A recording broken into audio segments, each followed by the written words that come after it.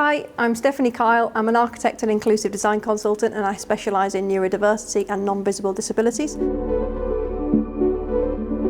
I got into this because when I was younger, when I was at school, a famous architecture firm came into my school because they was building an aquarium in my town, and they asked us all what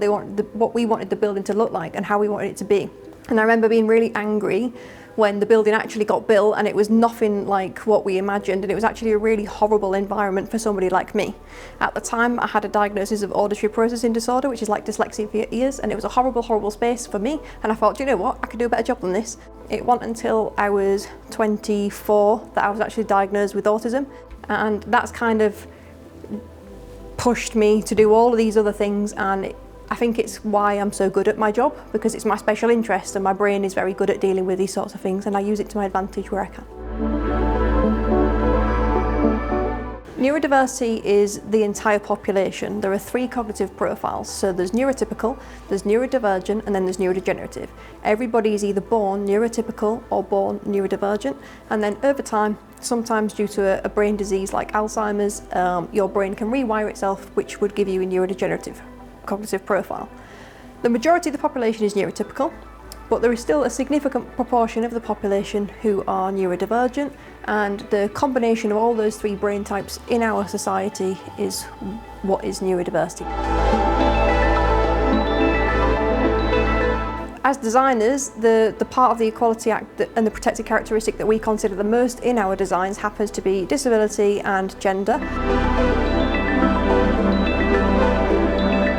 Well, the pandemic was a real turning point for inclusive design, because when everybody was forced to work from home, a lot of people realised the office setup isn't for them. Another thing that I have to face a lot in the industry is people saying that, well, it's an existing building or it's a listed building, therefore we don't have to do anything to it, or we can't do anything to it because it exists already or it's listed. There's actually so many things you can do from an inclusive design point of view, especially in relation to neurodiversity, because a lot of neurodiverse spaces can be improved with simple things like finishes or providing a quiet space or a restorative space. Another problem that I face a lot in the industry is people saying, well, I don't have any disabled staff, so I don't need to have an accessible toilet, or I don't need to do these provide these accessible accommodations within the building. But what I then have to do is sit that client down and say, look, you might not have any disabled staff right now, but anybody could become disabled in the future. You might have a new starter who's got a wonderful brain, who's going to make your company lots of money and be really productive and give you lots of cool outputs, but you won't be able to even interview them if you don't have some inclusive accommodations in your building.